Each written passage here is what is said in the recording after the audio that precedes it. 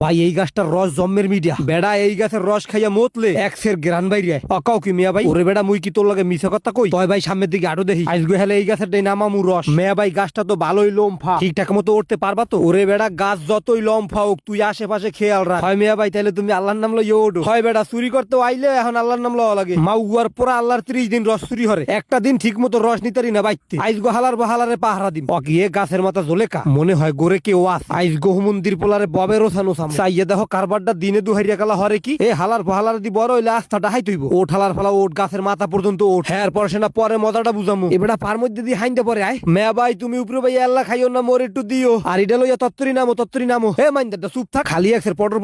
করে ওখানে খিস মারিয়া খারা আগ করিয়া খালি আং করিয়া খারা নে